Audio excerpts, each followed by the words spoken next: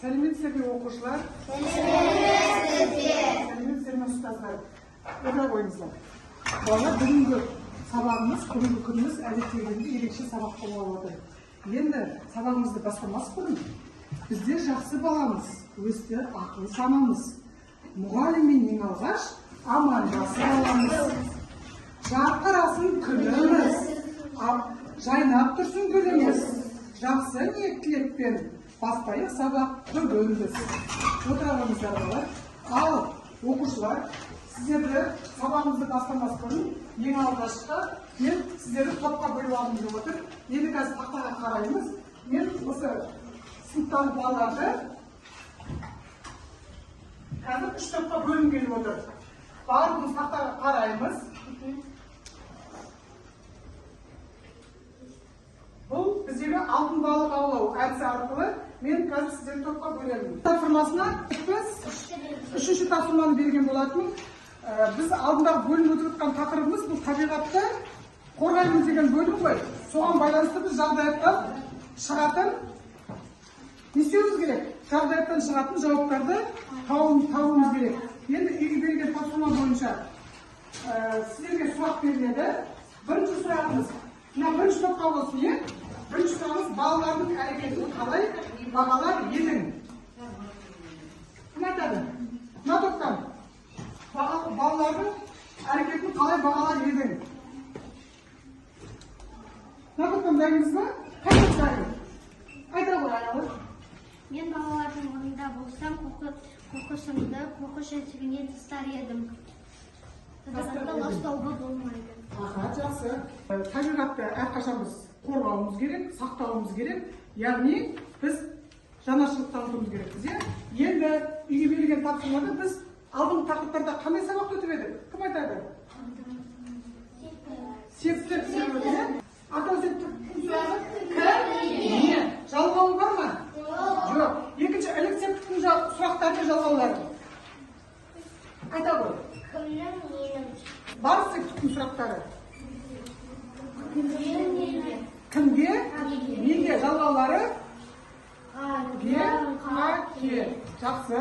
Біз қазір сіздермен жұптаса отырып жұмыс жасайтын боламыз. Оқулықтарыңызды ашыңыздар. Осы жерде 74-ші жаттығуда мәтінді қазір мен сіздерге оқып беремін. Осы мәтін бойынша жұптасы сұрақ құрастыратын боламыз. Табиғатта адамнан бөлініп қарауға болмайды. Енді сіздерге тапсырма мәтіннің мазмұны бойынша шешім табуға бағытталған сұрақтар құрастырамыз. Дайын болдық па балалар? Үш топқа дайын келеміз. Кәне, мына топтан бастап қайсыларын бірінші оқисыңдар? Оқи ғой, Амира. Қандай сұрақ? Егер табиғат болмаса, адамдар өмір сүре ала ма? Адамдар егер өмір сүре ала ма екен, табиғат болмаса? Өмір сүре алмайды.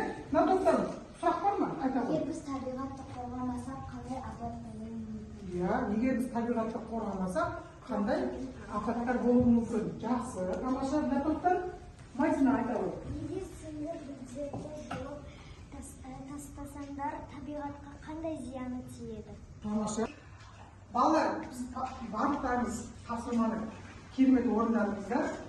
Енді қазір сіздерге селектор сәтін жасап алайық, сіздермен бірге. Енді қазір барлықтарыңыз орныңызға тұрайық.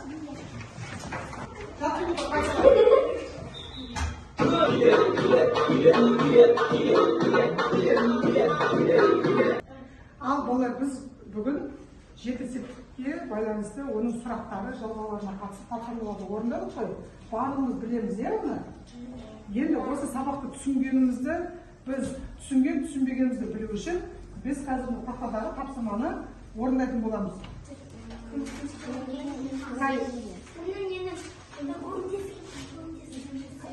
Сіз мүстеп тұр? Тұратыр, мұна? Сосын? Каусар айта ғой. Каусар өттің ғой, сезім айта ғой. Сосын дұрыс. Келесі, енді сезім бар септіктікі. Кімге неге? Кімге? Қазір бізде сабақты бір қорытындылау өтеге, сонымен қазақ тілінде 7 септік бар. Қане барлығымыз бірге атап өтейікші? Ата, септік,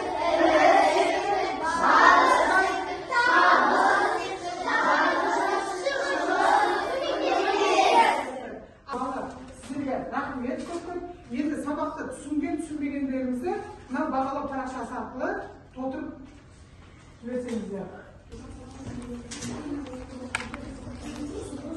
Балалар, жаңа жинаған монеталарыңыз арқылы сіздер қазір сабақты жеке бағалайтын боламын оқушыларды. Ал қазір топтық сайыста бірінші топта ең көп монета жинаған екінші топ сіздер алға шығып отырсыздар. Сабаққа қатысқандарыңызға көп рахмет. Қоңырауға шыға берсеңіздер болады.